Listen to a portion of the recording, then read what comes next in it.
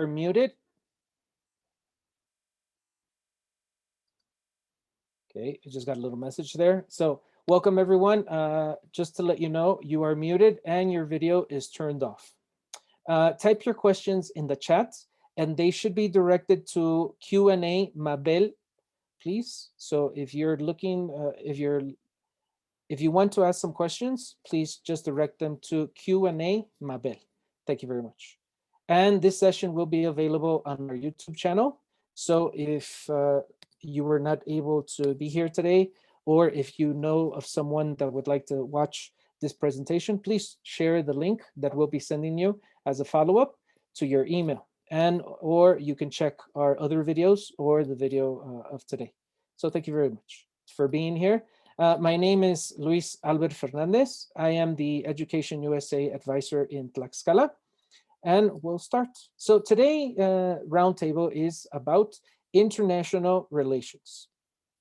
Thank you very much. Can we continue? So before we begin, I would like to start with a small poll, and just let me know where are you joining us from? Are you joining us from Mexico, from Canada, from the Caribbean, from Central America, or other? So just let us know. We'll be taking about 10 or 20 seconds to do this. Okay, we're getting some answers already. Thank you very much for the people that are participating. Okay, we're still missing some more.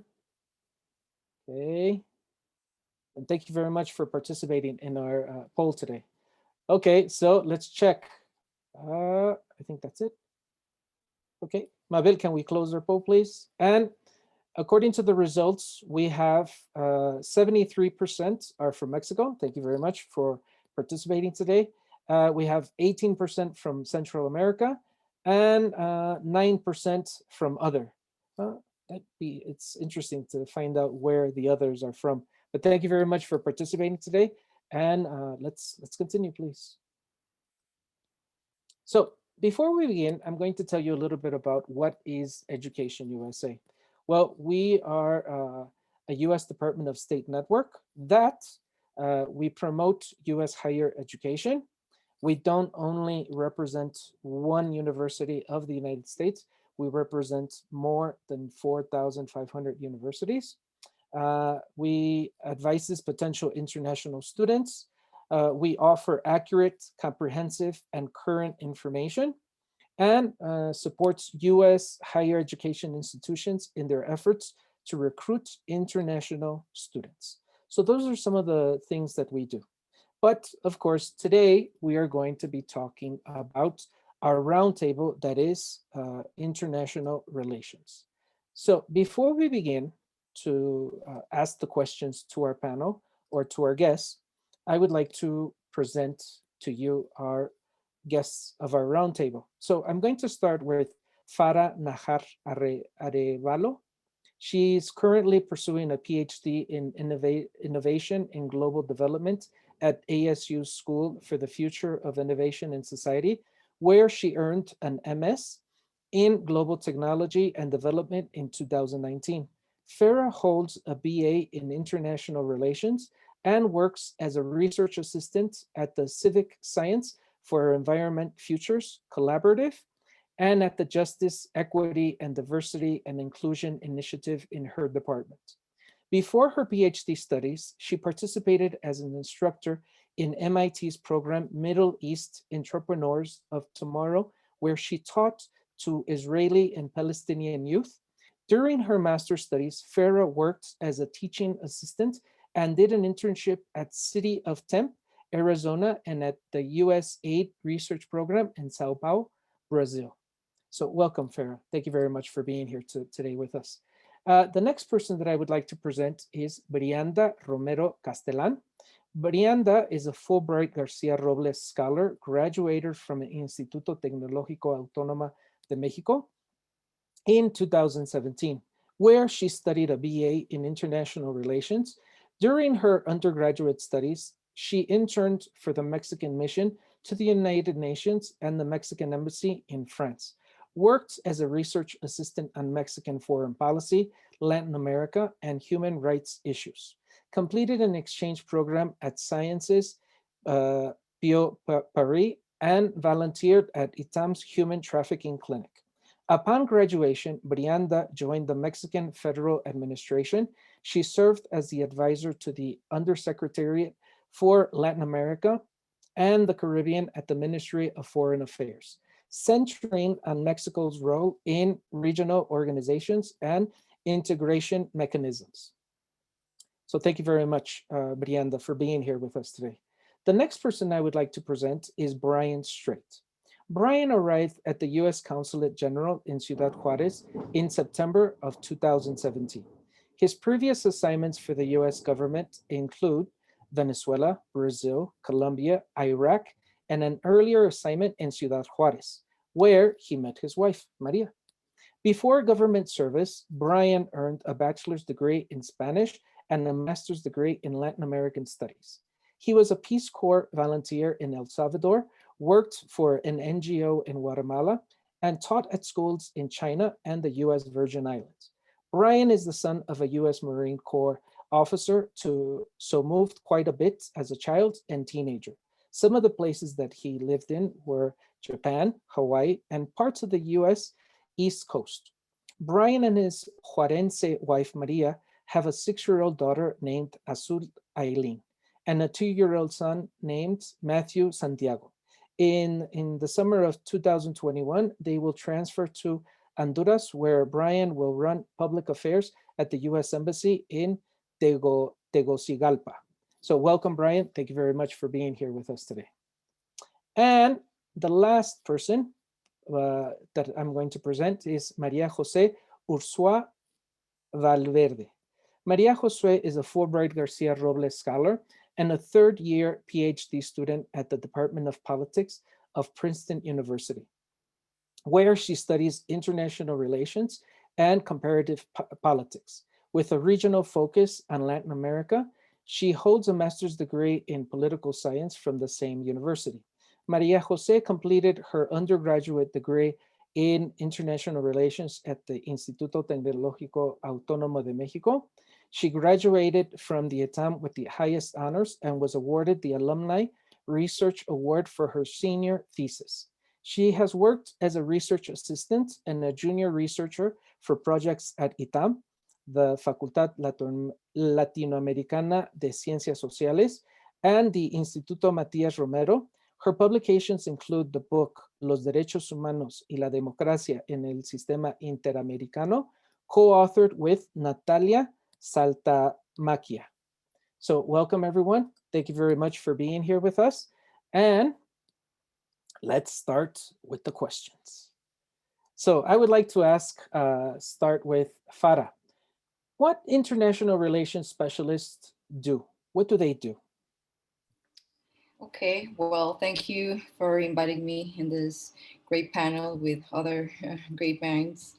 I think an international relations specialist is a professional who has the ability to either manage or initiate or create any activity, kind, situation, or project that involves an international activity. And by international activity, I refer to an activity that crosses borders in the physical space, but also the internet space.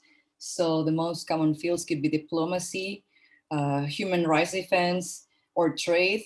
But these professionals can work everywhere. They can work at the national or federal government, but also at local state governments. They can work in the international initiatives of universities or in the corporations, large corporation, multinationals, but also SMEs, small and medium enterprises or startups, but also in civil society, such as non-governmental organizations, campaigns, or association of commerce chambers. So they can work everywhere and they are needed everywhere.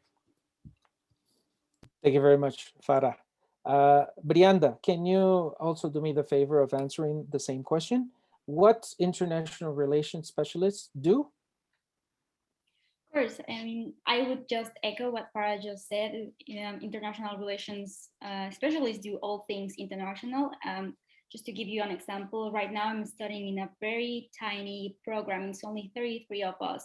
And among the 33 of us, there are 33 different specializations. So there's people working in international security, national security, trade and investment, democracy building, international cooperation, conflict resolution, human rights, foreign policy, international development, and tech development. And that's just off the top of my head, the things I remember right now.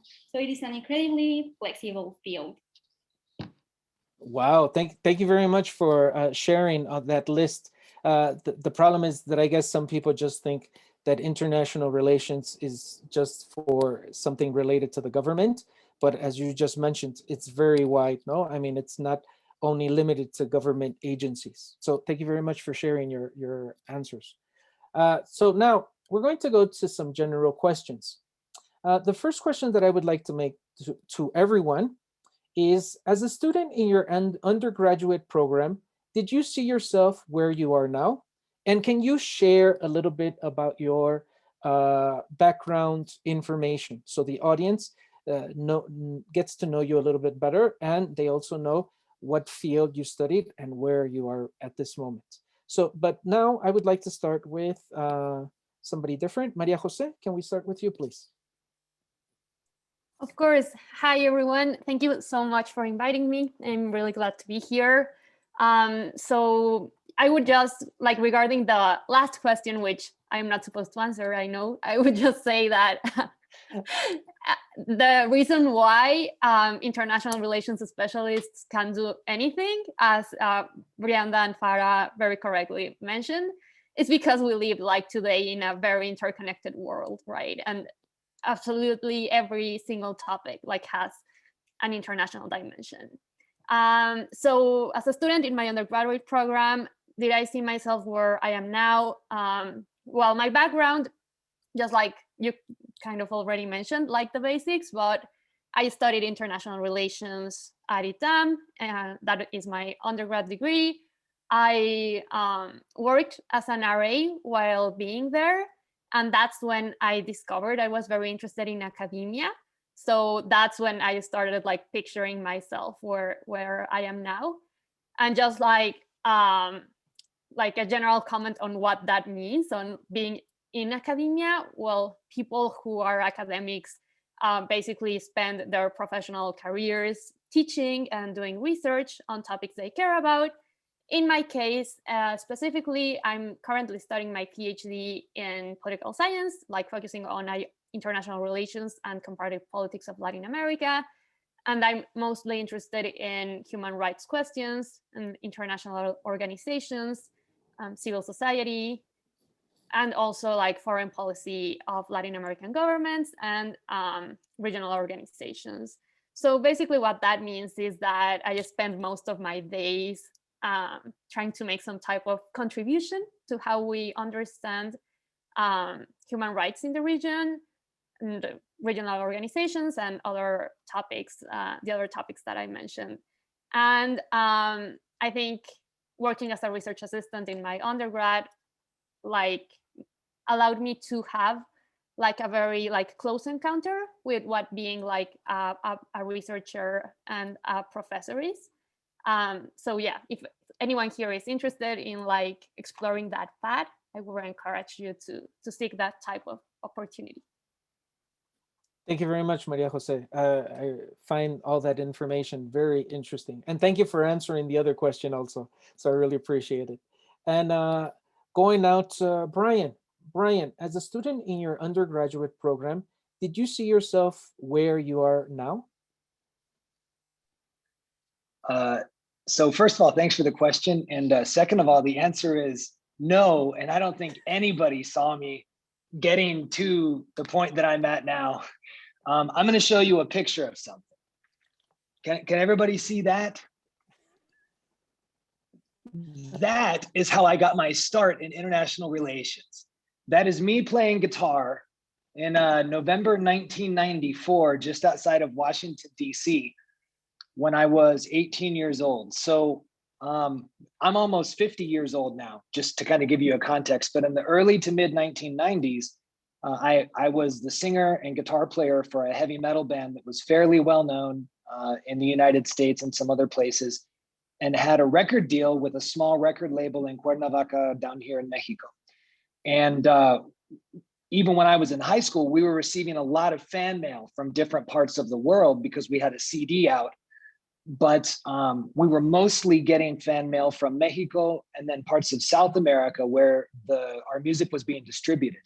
But they always wrote to me in Spanish. And so I didn't know how to speak Spanish. So I would take the letters to my Spanish teacher in high school. She would help me translate them and then would help me write an answer and send it. But then those people would think I actually speak Spanish. They didn't realize I got help. So they would tell their friends who would then write me. And then magazines would send me interview questions, which I would have to answer in Spanish. So in 1995, when I got to university as an undergraduate, my freshman year, I could see that, I was probably going to go bald and that there wasn't a whole lot of money or a very stable career in screaming at people on a stage. I started realizing I probably was not going to be, Metallica level in a band. And so I needed to start thinking about maybe having a real job. And by that point, I'd started developing some ability with the Spanish language. Because of all these pen pals I'd been developing through the band in different parts of Las Americas, they were telling me about culture and history and politics, and I got really fascinated by it. So at that point, it just became a question of, okay, I'm going to study Spanish. I'm going to study international affairs. I'm going to focus on Latin America. But then what will I do to turn that into a career? And to be completely honest, you should take the advice of the other people on the panel today before you take my advice. First of all, because they're studying a lot more recently than me, and they've made careers in academia, which means they're far more qualified to talk about these things than I am. My experience with it is all 20 plus years ago. But the other part is they are clearly very good students. They're very disciplined, very dedicated. I was not. So by the time I finished my undergraduate degree, I didn't have good grades. I didn't really know what I was doing. I just knew I wanted to do something speaking Spanish. And so I was able to become a Peace Corps volunteer in El Salvador. And then, of course, after that, I started getting my life together and, it led to the career that I have now. But I'm one of these people that almost by accident fell into the career that I have. When I thought of American diplomat, I certainly did not fit the profile from an early stage in my life that this would be the career I would have. But once I did get myself together and start really paying attention to what was going on, I got my master's degree where it was a whole different experience for me as a student from 2003 to 2005 at a university in Ohio. By that point, I was more mature. I knew how to focus. I had better study habits. I had a much clearer sense of what direction I was going to go in my life. And I knew that I wanted to work for the federal government, to make a contribution, to do something for the country, to travel for a living, to experience all these cool things, to help people out where possible. And it was just a question of which one of the agencies was I going to eventually get accepted at. And the Department of State is the one that I wanted the most. It was the last one that I applied to because I honestly didn't think I had any chance whatsoever of being accepted. And then they actually took me. I couldn't believe it. And so then, many years later, here we are. Thank you very much, Brian. So first of all, I would like to say rock on. And exactly. So thank you very much, Brian, for sharing that. And I think it's very interesting, though, that sometimes we don't know where we're going to end up or what we're going to end up studying. But as long as we have some type of objective where we want to help people and things like that, then I guess that helps us to decide what we're going to study. So thank you very much, Brian, for sharing that with us. And Brian, continuing with you, I'm going to ask you now a very specific question for you. As a U.S. Consulate General, in the public affairs, what is the main purpose of your job and what part do you love the most? So sometimes people that have my job, we joke, only half kiddingly, because I'm actually pretty serious, that we probably have the best job in the American Diplomatic Corps.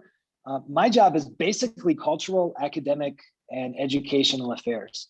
So, I get to be involved in everything from this kind of activity, promoting university studies in the United States, to promoting learning of the English language, to different types of cultural things like working with the LGBT community to defend their human rights, women's empowerment, which is especially important for me because I have a 6-year-old daughter. And so, you know, I'm all about supporting women in Mexico, because if women in Mexico win, then my daughter wins, because she's also a Mexican citizen in addition to being a US citizen.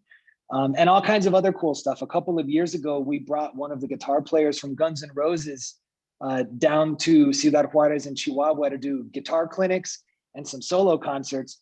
And that was just because I had some money and they said, do whatever you want. And I said, okay, I'm going to bring this guy down. So it's this big mixture of just really, really cool stuff that gets to kind of share what we think are maybe some of the best parts of the United States culturally, academically, and educationally with audiences around the world, in this case, Mexico. And the idea is always to bring the two countries together and show that we have a lot in common.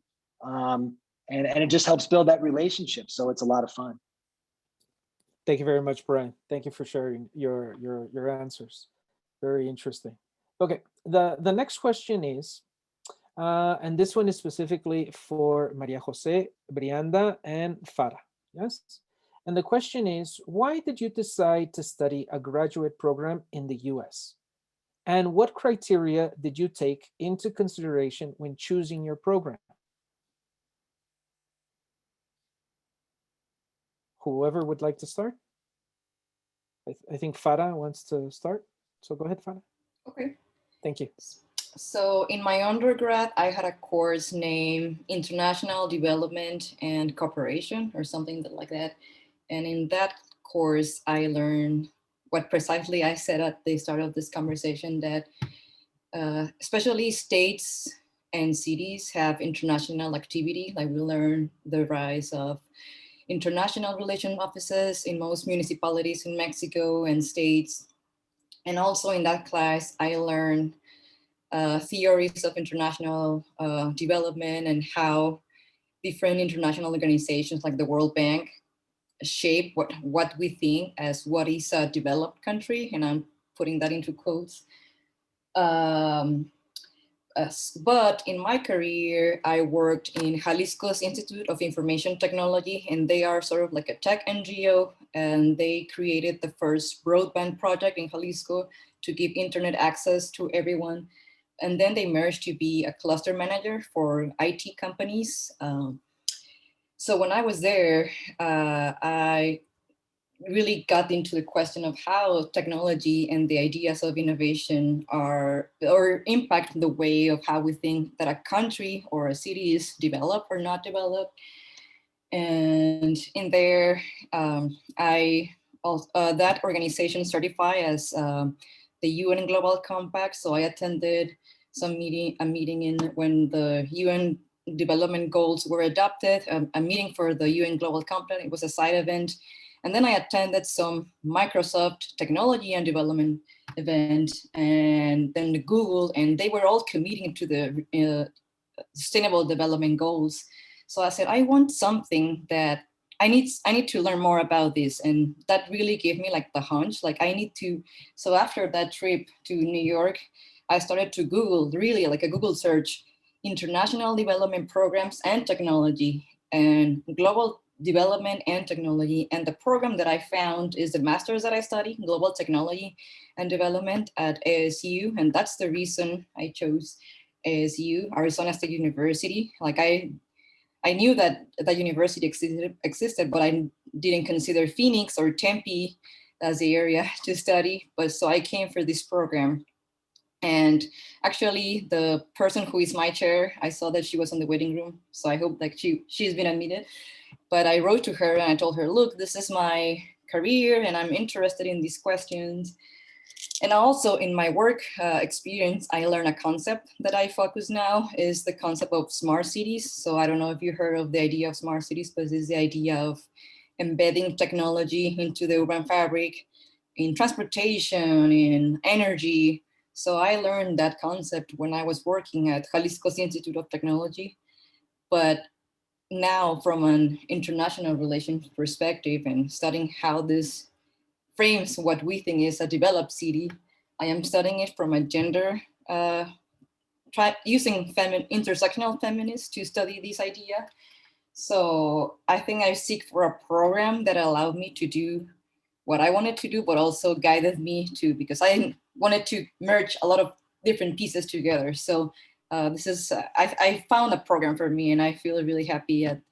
And now I'm studying the PhD. So I didn't plan to study the PhD. It was merely a consequence of doing the master's. I thought I was going to do the master's and come back or apply to UN Habitat or other organizations. But then the PhD is like a continue, or it's a follow-up of my master's.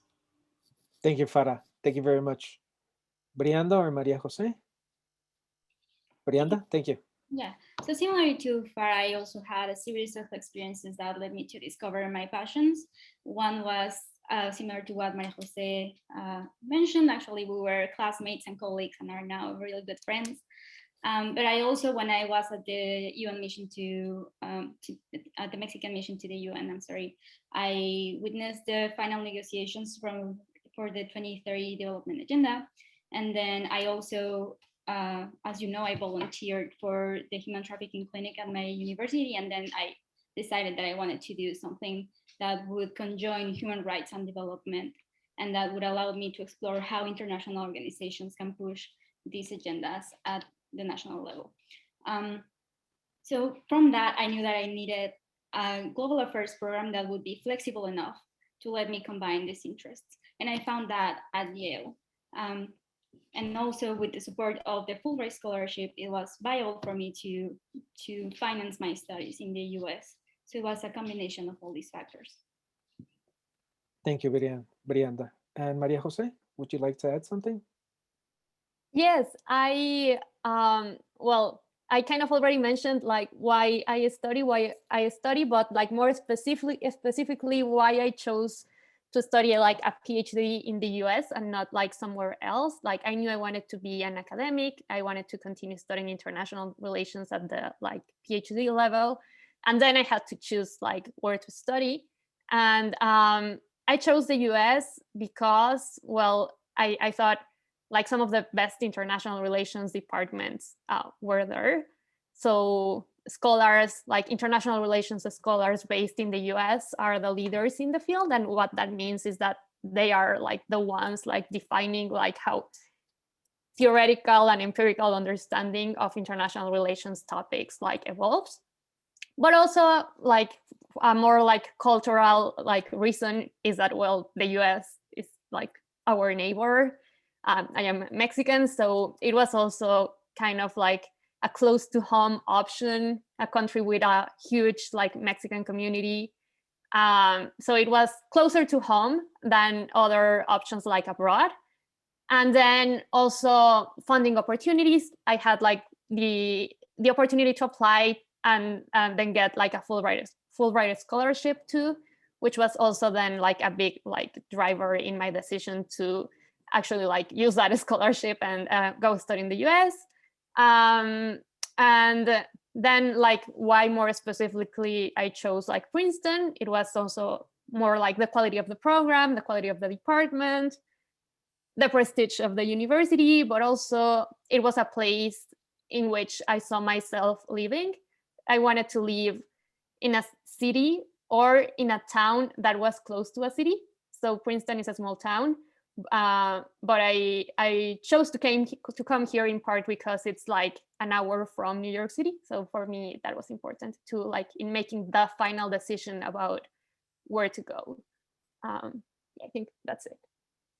Thank you very much for sharing your information. Yeah, and I think that it's also important not only that they have the program that you're searching for, but also the location, because some people want a big city, others want a small city. So I think that those are also elements that you need to take into consideration when you want to study. Now, switching a little bit the channel, I would like to talk about financing. How did you finance your studies? So the following question is specific for Maria and Farah. Please mention all the types of financial aids you have. Try to elaborate a little bit more on the type of assistantship you received and the duties you do. So if you could share with us that information, please, Maria Jose and Farah. Okay, this time let's ask Maria Jose to start, and then we'll continue with Farah, please. Great. Yeah. So I am lucky to be in a university that fully funds its PhD students. So what does that mean? It means that Princeton covers like my full tuition and gives me a stipend, which is a monthly salary that pays for my housing, food, and leisure. And then I also have a Fulbright scholarship, and the Fulbright scholarship provides like also like a financial contribution to my stipend. And well, my funding is for 5 years, 3 years, like also with the support of Fulbright, which is about to end. And then the other 2 years, like all my funding comes from Princeton. And actually like having, like preserving that funding through the years does like require some responsibilities. During the first 2 years of my PhD program, I was expected to devote like my whole time to coursework. But then during my third year and the first semester of my fourth year, I need to complete like teaching assistantships, which means that I support a professor in teaching his course, and I teach like a part of the course and do a lot of grading and office hours. And the rest of my time, which is a year and a half, I can spend it like completely dedicating my time to my doctoral thesis. So that's the deal. In Princeton, everyone is fully funded. The responsibilities each students have vary from department to department. But yes, I'm very lucky to have the full funding and also the support from Fulbright. Thank you very much, Maria Jose. And Farah? Okay, so first I'll talk about my master's. So, and related to the first questions, I did see myself doing graduate work, a graduate degree. I didn't know if it a PhD or a master's, but when I got my first job after my undergrad, I knew that I wanted to do this. So one of the first things I did, I opened a savings account where I put all of my first paycheck, but also I had the blessing and privilege in social sciences, we call, and that I lived with my parents. So I didn't, for the time that I worked between undergrad and grad school, all of the money that I made was for me. So my parents funded me for my life. And I applied to Comexus Fulbright. I didn't get it. I applied 3 times to CONACYT. I didn't get it. So one of my advice is apply, and keep resist, and that builds resilience. So I got accepted into SU, and I emailed the program chair that I was looking for a job. And actually, she contacted me with a professor, and when I arrived to Phoenix area, I already had an interview with him to be a teaching assistant.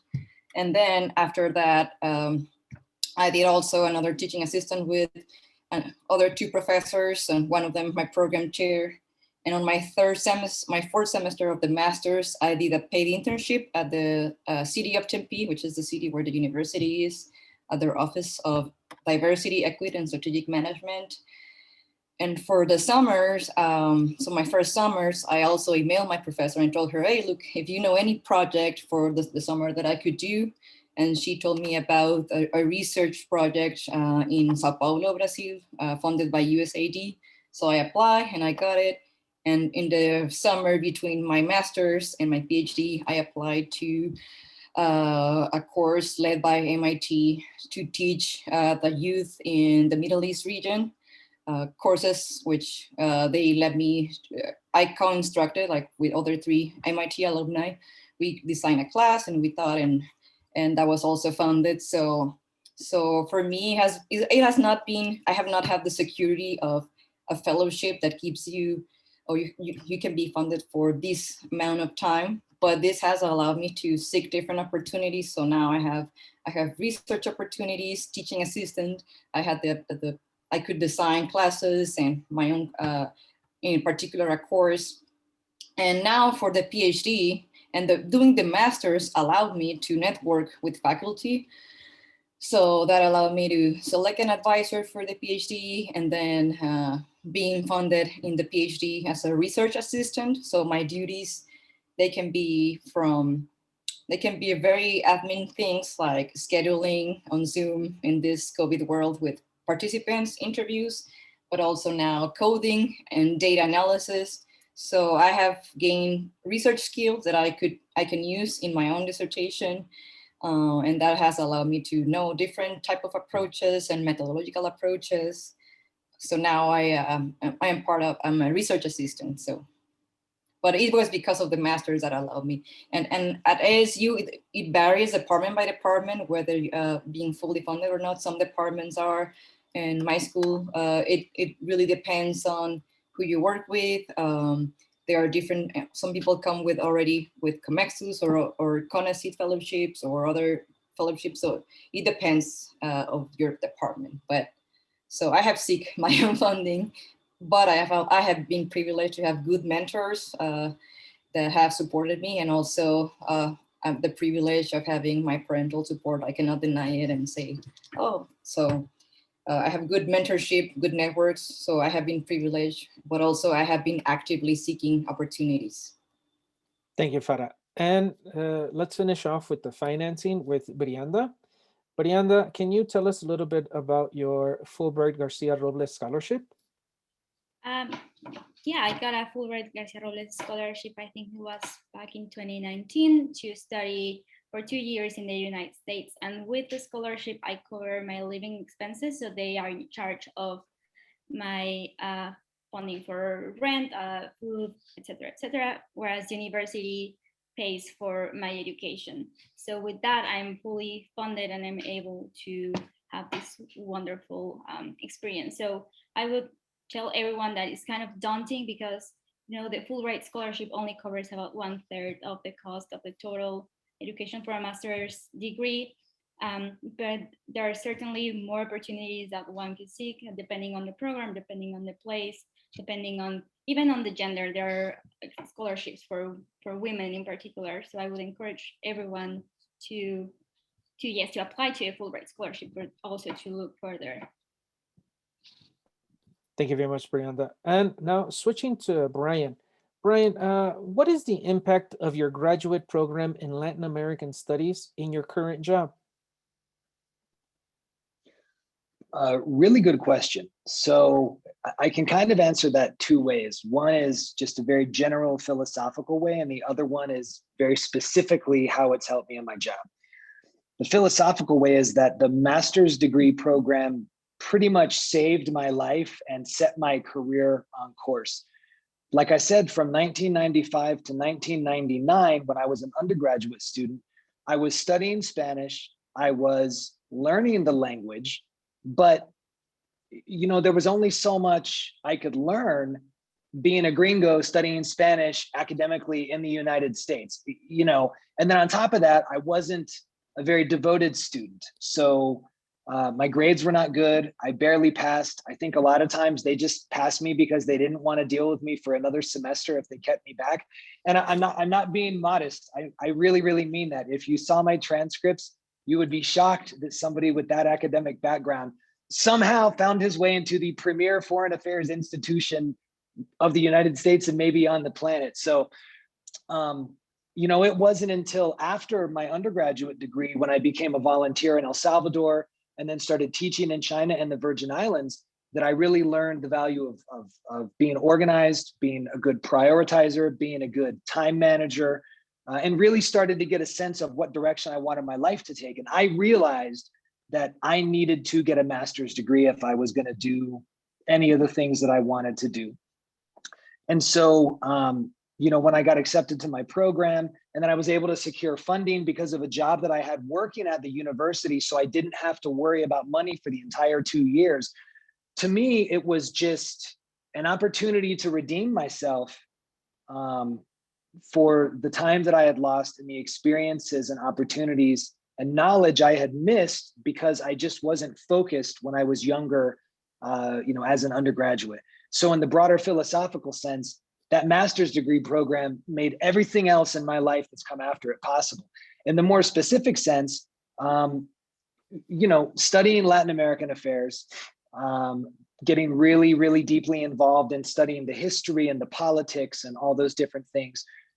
Obviously, there's a very direct connection between that and then my job now, which has, for the last decade, basically had me working, with the exception of Iraq, has basically had me working in Spanish-speaking countries, and then, in Brazil as well for a couple of years, but all Latin American countries. So there's a direct connection between what I studied and then everything that I've done professionally ever since. And, the program in my master's program, it gave me an opportunity to get an academic framework to be able to understand and analyze a lot of what I've experienced being in these countries afterwards. But then also all of the experiences I've had on the ground in each of the places I've been to, and then different travel experiences, either for work or personal, that have come along with that package, of this job, has also helped me put a lot of the things that I experienced in the master's program into perspective. So really, between my academic experience and the professional work experience, it's been this very interesting symbiotic relationship, if you want to use a PhD level word, even though I was rejected from all the PhD programs I applied to, including at Arizona State University. So you should definitely listen to what Miss Arevalo says, because she got accepted to a school that I couldn't get accepted to. So clearly she's doing something right. So I hope that answers your question, Luis. Oh, no, it does, Brian. Thank you very much for that perspective. Now, I would like to ask everybody, and this goes for everybody, what 2 words would you use to define your experience in studying public relations or international relations, I'm sorry, or studying Latin American studies? What 2 words would you use? Just 2 words. I would say challenging and rewarding. Excellent. Thank you. Thank you very much, Maria Jose. Brianda, Brian, Farah. Brianda, okay, Brianda, thank you. I'm just struggling with the second one. I just can't think of the word exciting, because it has been quite a journey. Okay, thank you. Farah, 2 words. 2 words. Heartening and rethinking or rethoughtful. Yeah. Okay, thank you. And Brian? Just do it. That's actually 3 words, but I told you I wasn't a very good student, so there's things that I missed. But yeah, or do it. There you go. Do it. Okay. 2 words. Just go for it. If it's something you want, go for it and don't look back. Okay. Really appreciate that, Brian. Thank you. And I have a question for everybody. What advice would you give students interested in pursuing a career in international relations? What advice would you give a student pursuing a career in international relations? Something very brief, please. Brianda, would you like to start? Thank you. Yeah, I would advise them to be fearless. Sometimes you can feel like you cannot achieve the things that you dream of, but you start building connections little by little, and you start building knowledge little by little, and faster than you would realize, you're already doing the things that you're passionate about. So that would be my advice to them, to find their passions and to pursue them.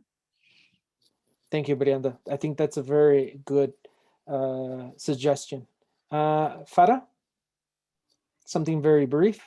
I would say look at this as a project, because it takes a lot of time to learn the requirements for every university, the fellowship rules and requirements, the application process. So see it as a project that has like a start, a middle point, an end, and it could be even as a hobby, because it can be really discouraging when you see so many requirements and all the documents you have to gather. So just see as a project where you're working on, study the application deadlines, the fellowships. They have very specific deadlines. Study every letter because you can be rejected for missing a document. But also enjoy the process because and like see yourself like while you do all these boring things, think of the future you because so you can be motivated. Thank you very much, Farah. Thank you. And Maria Jose? I would say, well, for my very specific career path, which is someone who is interested in like going straight to a PhD after undergrad, I would say grades in undergrad matter. Having research experience matters. And unfortunately, the GRE matters. I would say those are like the three most like very specific practical like advice I would give regarding like being admitted to a PhD, especially if straight from undergrad and without a lot of like professional experience. I would say also if applying to a PhD, like shoot for the stars. I would have never expected like Princeton to accept me. I applied to 12 programs and got admitted to half of them. And and I got admitted to some of my first options and to others I was not. So like keep your options open but also like shoot for the stars. And more generally for people pursuing a career in IR, I would say keep an open mind, always keep learning because the world is changing very quickly and how international and transnational dynamics take place are changing very quickly too. But you are in for a very interesting ride. Thank you very much. Very interesting. And Brian? I couldn't say it any better than the other panelists have said it. Like I said, they're studying much more recently than me. They've achieved a higher academic level than me. And they're part of programs in universities that I'm still pretty sure I could not get accepted to. But for what it's worth, I would say three quick things. What they have said about getting good grades, being disciplined, having good study habits, that's the foundation. You have to have that foundation. If you have the foundation, then everything will grow from that. So just get the foundation. Don't do it the way I did it, basically. So that's one. Two is, life passes really, really quickly. I'm almost 50 years old. And when I was 19, 20 years old, I wouldn't have thought that I would be 50. I don't feel any different than I did 30 years ago.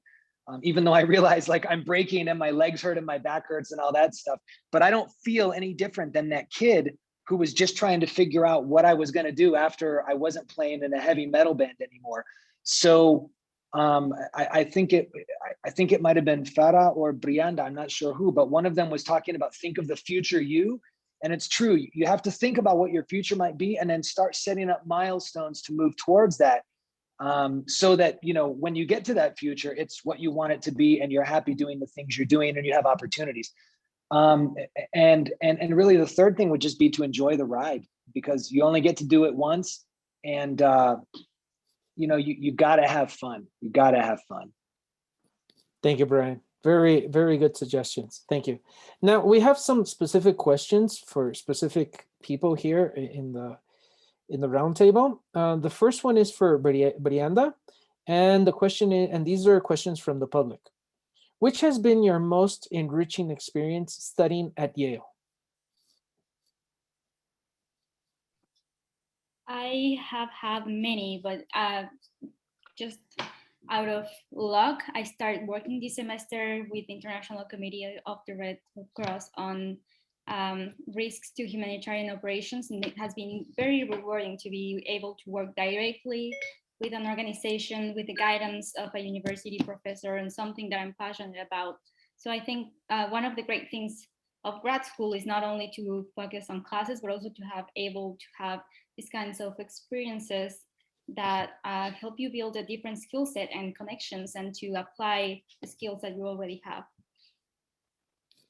Thank you, Brianna. And Brian, we have two specific questions, but first I'll ask you the first one. How did you decide to turn your career in a different pathway? Wow. So here's a story I didn't tell. When I was 19 years old, I was in my first year of university. I didn't really know what I would do after the heavy metal band. I just knew that I was going to study and get a degree, and it would probably be in Spanish. And I was dating a woman who happened to be the daughter of a Canadian diplomat. I had no idea what that was. But one day she took me to the Canadian embassy in Washington, D.C., and I went, wow, this is pretty cool. What is this? And she said, oh, you have this thing called the Department of State, and you could become a diplomat or a foreign service officer as well. I thought, man, that's really interesting. Well, this is pre-internet. So I had to write a letter to the Department of State and say, hi, I'm Brian. Can you please send me information about jobs? Sincerely yours, Brian Cito. And so a few weeks later, I get this big package in the mail, and it has a book with information about the jobs and how to apply. And I just thought, man, this is too complicated. Like I'm barely getting a C- average in my classes right now. Like I just can't, dimensionar this.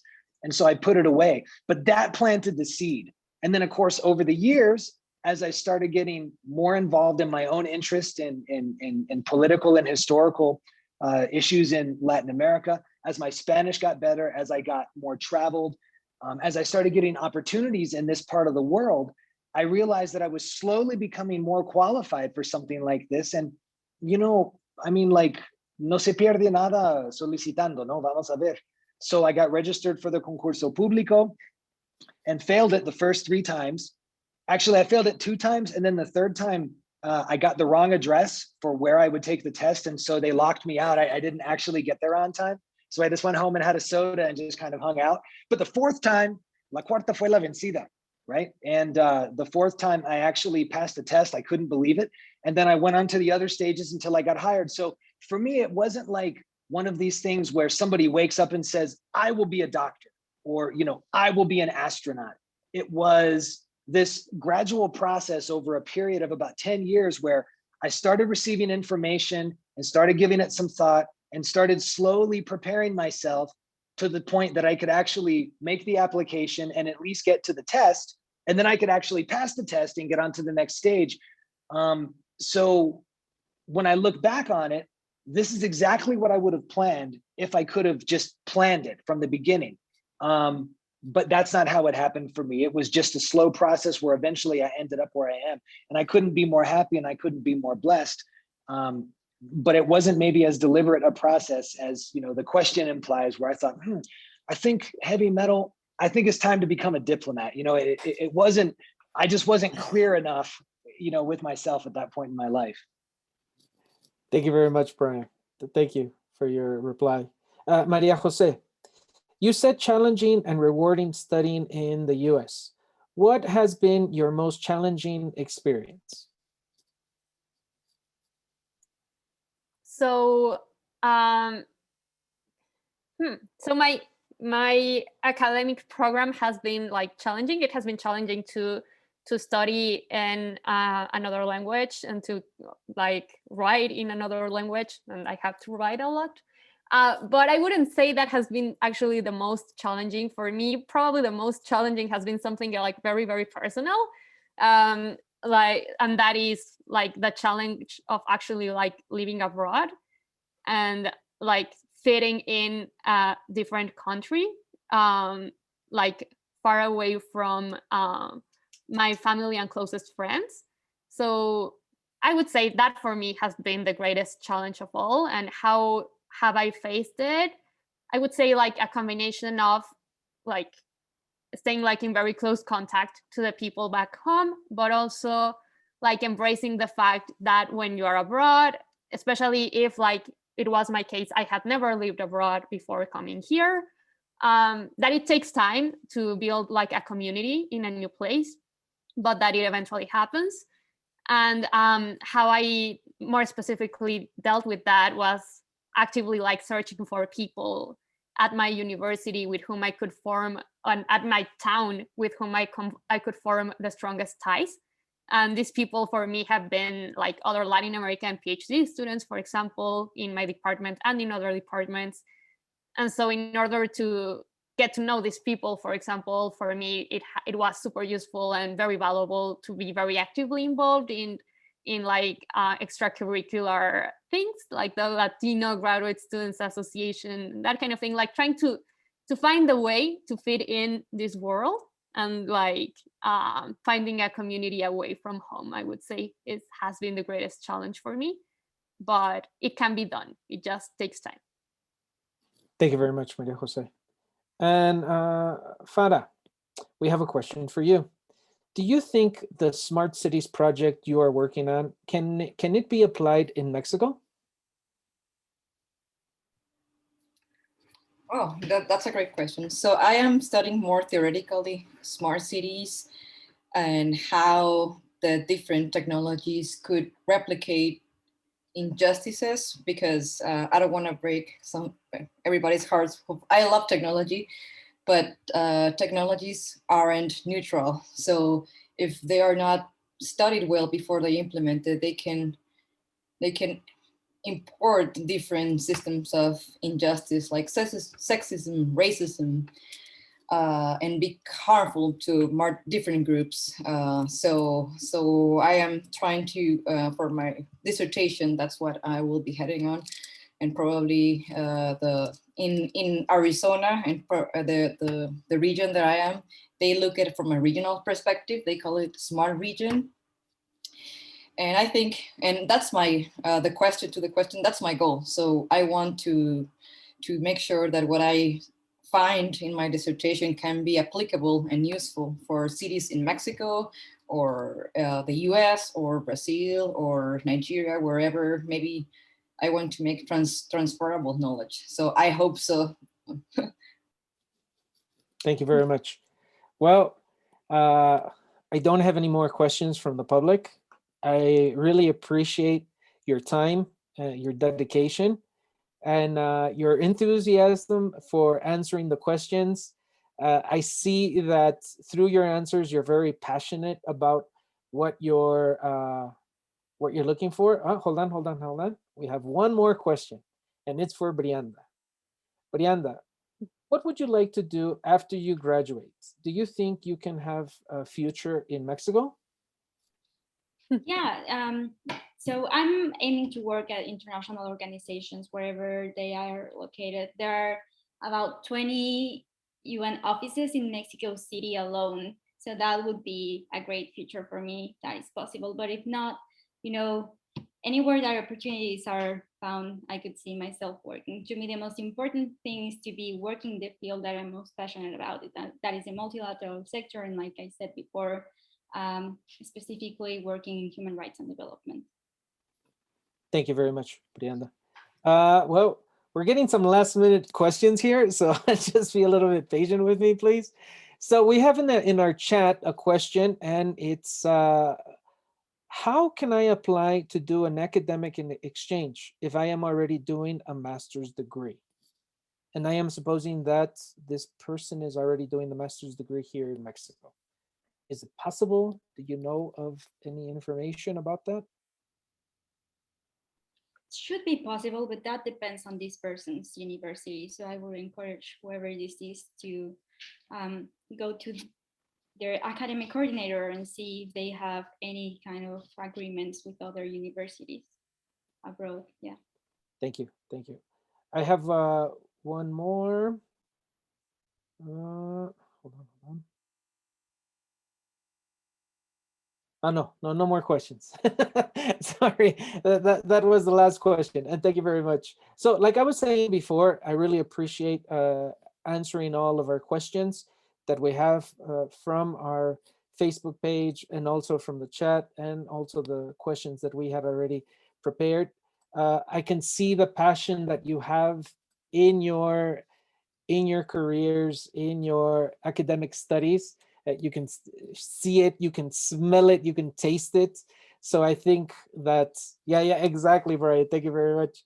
So I think that you guys made many interesting facts, many good opinions, and like some of you said, people that are looking for either a master's or a doctorate degree, they need to be fearless. No, they need to be fearless. They need to, but they need to have some type of project before they continue with this voyage. and this search for their master's or their doctorate degree, so they know at least what's expected of them and what they're going to get at the end. So I really appreciate that you were here today, and I really appreciate it. We had some technical difficulties at the beginning, but I think that we were able to resolve them. So thank you very much, Maria Jose, for being here with us today. Thank you very much, Brianda, for being here with us today. Thank you very much, Farah, for being here with us today. And Brian, thank you very much for being here with us today. I hope that this information helps everyone that was here today with us. And also, the last slide says thank you, and then it says educationusa.state.gov. That's where you can find our page of Education USA, and you can find your nearest center. Doing a search, whichever search engine you use, just put it there, and then it has a section where it has a search for the nearest offices in your state. Remember that we have 26 centers here in Mexico. Worldwide, there's more than 170, but the best way to know where your nearest center is Googling it in educationusa.state.gov. And do we have one more slide? No, that's it. Oh, sorry. So thank you very much again for everyone. And thank you everyone behind the scenes for your support. I really appreciate it.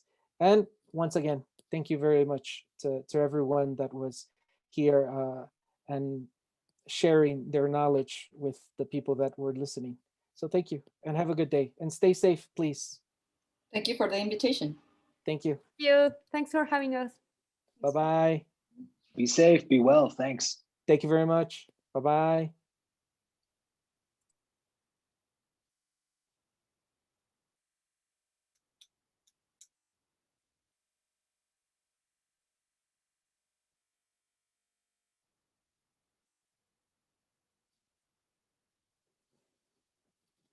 Mabel, are you there?